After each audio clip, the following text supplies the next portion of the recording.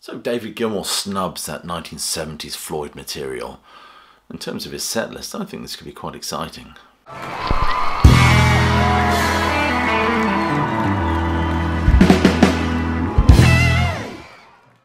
So David Gilmour is releasing his new solo album Luck and Strange on the 6th of September, which just happens to fall on Roger Waters' birthday. I shit you not. Not that Waters will give a damn about it really, it's just another collection of songs written by Polly Sampson. But as regards this new album, being a huge Pink Floyd fan and generally love listening to David Gilmour play, I am kind of looking forward to it. Although I must admit I hope it has a little bit more bite to it, as opposed to the cerulean doze that we got on an Island, and there was Rattle That Lock, of course, which texturally I think has some interesting numbers. What's that one they did about Faces of Stone? I think that's the one, isn't it? That's a great song. But that's not what this video is about. This is about this uber Floyd snub that's coming in the guise of Gilmour stating that he will not be playing the Floyd 70s material, which roughly translates as fuck Roger.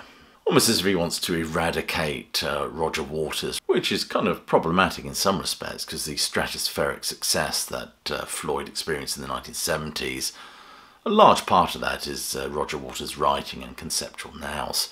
Of course, I doff a cap to the brilliant musical structures and embellishments by the other members of Pink Floyd. I've always said that Pink Floyd are a marrying of that conceptual brilliance of Waters and the musical nous of Gilmour, Wright and Mason. Sonically, they just work fantastically together. Apart, not so much. But I suspect this omitting of the 1970s material is a stab at Waters after Waters' reconfiguring of Dark Side of the Moon, where he virtually eliminated Gilmour, Wright and Mason from the proceedings, turning it into a rather dour affair, without any sense of musical transcendence that of course we got with the original. But nevertheless, that album and this announcement from Gilmour is a seminal moment in the geopolitics of this band. Or is it just another painful bout from these two grumpy old buggers? And on it goes. But I certainly won't be going to these gigs, not because I wish to snub David Gilmour in any way. More to snub London, really. I prefer not to go down to the England's capital these days, not unless I'm wearing a stab vest. But I think this setlist announcement is a real opportunity, rather exciting.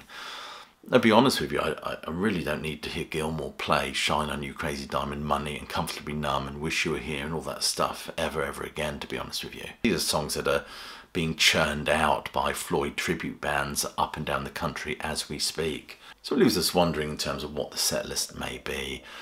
I can't help but feel we're going to be somewhat underwhelmed with it, to be honest with you. So I'll do two things here. First of all, I'll state what I think the set list will be. Then I'll state what I wish he'd play in his set list. So I think the set will be divided into two halves. The first part will be the new album in its entirety, probably ending with something like High Hopes, possibly from the Division Bell. So in terms of the second part of the show, we'll get a spattering from A Momentary Lapse of Reason, the Division Bell, and Gilmour's last two solo albums, I suspect.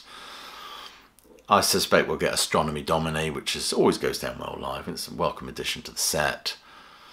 Possibly Fat Old Son. It is 70s Floyd, but it was written by him, so maybe he'll do that, although he's done it over the last 2 or 3 tours he's done, I think.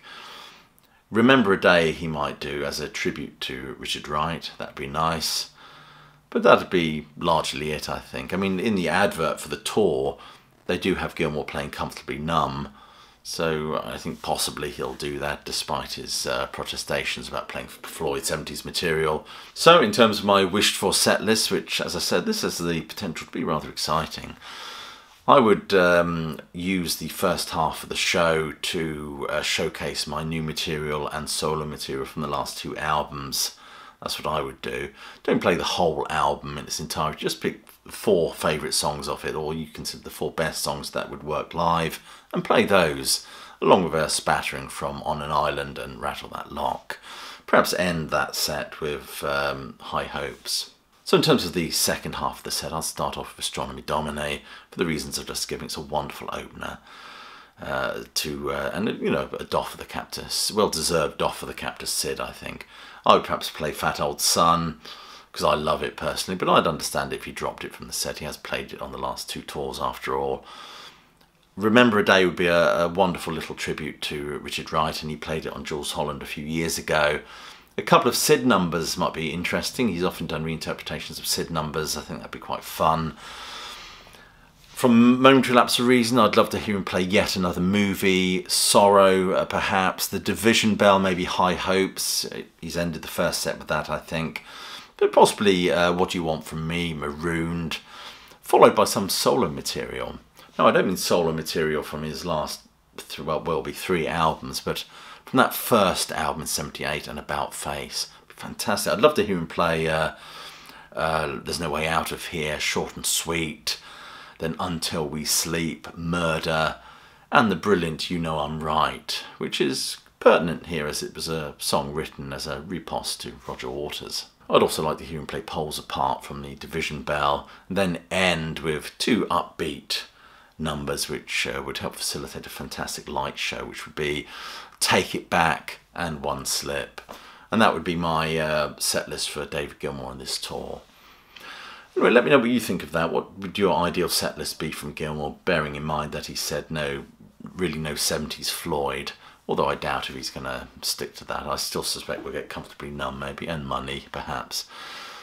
Anyway, if you're new to this channel, please do click like, subscribe, and check that notification bell in the words of Steven Tyler so you don't miss a thing. And check some of the links below this video for ways you can support the sterling work done at Classic Album Review. It's always much appreciated. Become a Patron, why not? There's a fine body of work on there now. Anyway, I'll leave you with my closing salvo, which is hope you're well, staying safe, and of course that you keep listening.